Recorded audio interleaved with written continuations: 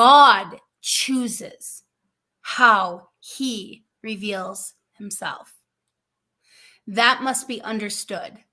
When we come to scripture, it's not about our preconceived notions. Yeah. It's about allowing God to strip them away, to strip away every doctrine of man, every idea that we have built up a lot of times because of our experiences with human beings, experiences with fathers who failed us. So God is wearing the masks of our trauma. And we come to scripture, or God is wearing the masks of doctrine that have been put upon us by men.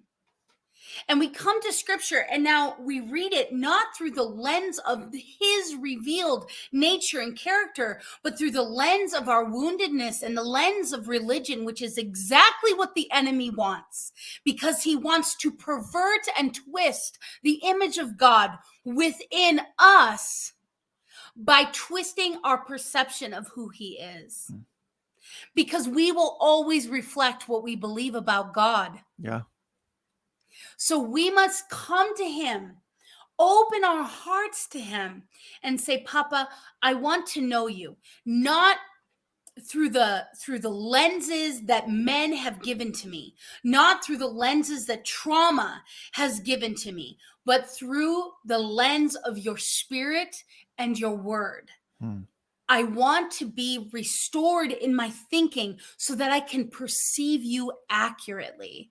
And when I perceive you accurately, I will understand who I am. Yeah. How do we become like Jesus? 1 John 3 has a very powerful set of verses. And I'm just going to read it real quick here. Okay. So that we can understand what is necessary in order to be like Christ. It's pretty simple.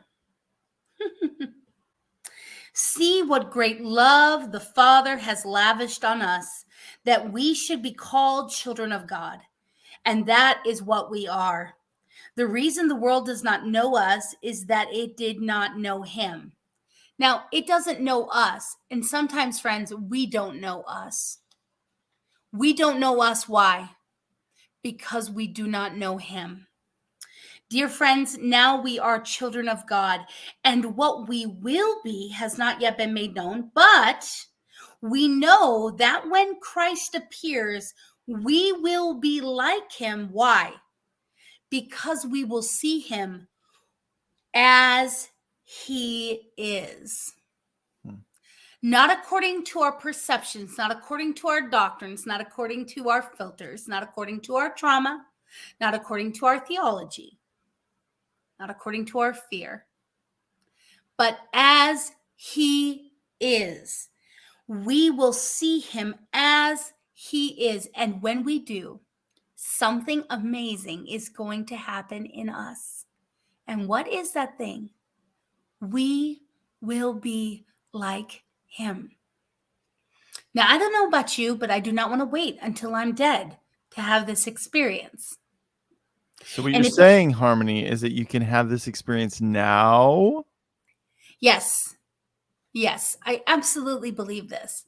I believe the longer we sit in the presence of the Lord, the longer we meditate upon his face, the more we become like he is.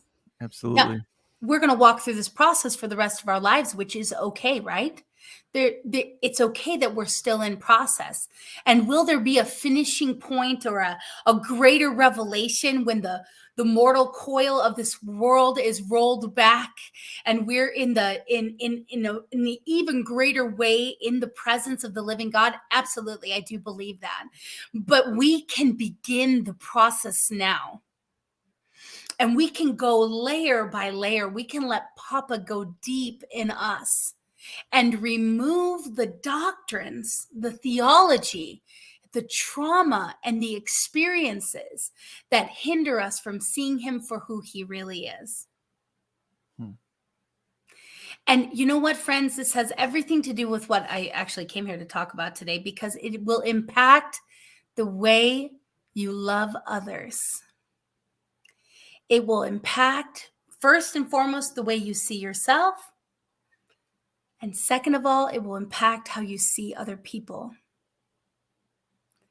And this is what God actually wants us to do. He desires that we would run around, making little Christs. Little Christ. That's what the word Christian means. C.S. Lewis said that this word Christian is a replication or reproducing of Christ on the earth.